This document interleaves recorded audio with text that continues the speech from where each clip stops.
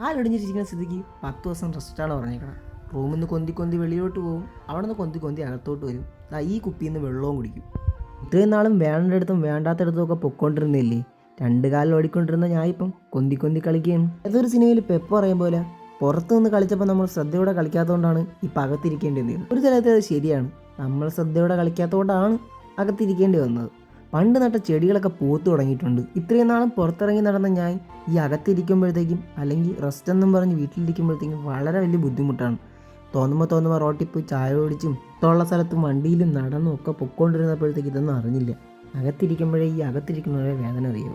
അപ്പോൾ 6-7 മാസമൊക്കെ റെസ്റ്റ് എടുക്കുന്ന ആൾക്കാരുടെ അവസ്ഥയെ വീട്ടിൽ രാത്രി ആയിക്കഴിഞ്ഞാൽ ഗാനമേള ടീമിൻ്റെ ശല്യമാണെന്ന് പറഞ്ഞ് കേട്ടിട്ടുള്ളായിരുന്നു. ഇപ്പം ഞാൻ കണ്ട് അനുഭവിച്ചു. ഗാനമേള ടീമിലുള്ള കുറച്ച് പേരൊക്കെ ഞാൻ വിലയിരുത്തിയിട്ടുണ്ട്. അവർക്കാർക്ക് ഇനി പാടാൻ താല്പര്യമില്ലെന്ന് പറഞ്ഞ സ്ഥിതിക്ക് ഇവിടെ കിടന്ന് ഉറങ്ങണമുണ്ട്. അപ്പോൾ ഈ ഗാനമേള ടീമിനെ ഞാൻ ഒന്ന് പറഞ്ഞിട്ടുണ്ട്. അപ്പോൾ എൻ്റെ വീഡിയോ ഇഷ്ടപ്പെട്ടെങ്കിൽ എൻ്റെ ചാനൽ സബ്സ്ക്രൈബ് ചെയ്തേക്കണേ. ഷെയർ ഒന്നും ചെയ്യണ്ട, ലൈക്ക് മാത്രം അടിച്ചാൽ മതി.